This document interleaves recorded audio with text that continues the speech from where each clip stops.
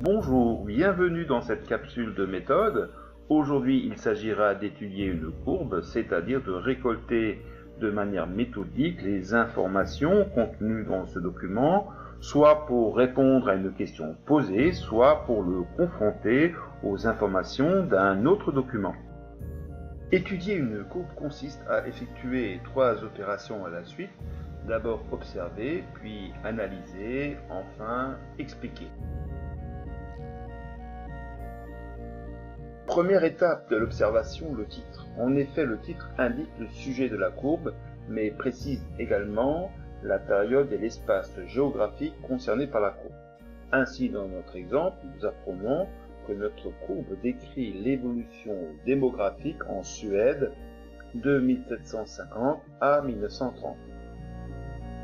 Dans une seconde partie, il s'agit de repérer les informations livrées par les deux axes de la courbe.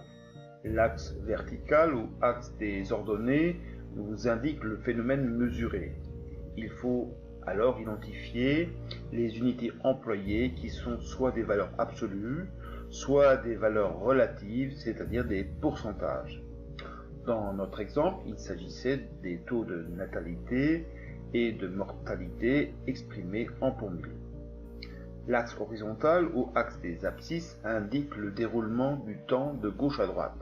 Cela peut être des mois, des années, voire des siècles. Dans notre exemple, l'axe des abscisses montre des intervalles d'un siècle et demi sur une période allant de 1750 à 1930.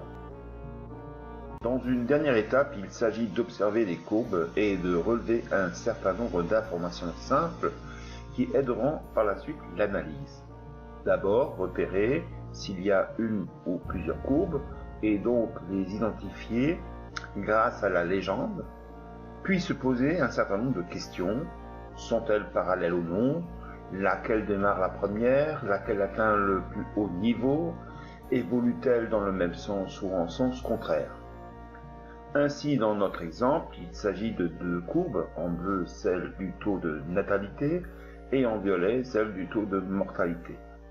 Toutes deux démarrent en 1750 et évoluent grosso modo dans le même sens en décroissant.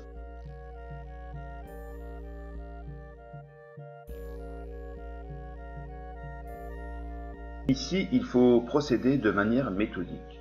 Dans un premier temps, il faut d'abord préciser la tendance générale. Pour cela, on prend le point de départ de la courbe, puis le point d'arrivée et on relie les deux points par une droite. La droite obtenue permet de dire si la courbe monte, baisse ou stagne.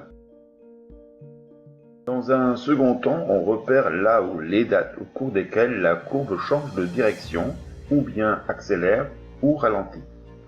On identifie ces périodes en précisant s'il s'agit d'une augmentation, d'une baisse, d'une accélération, d'un ralentissement.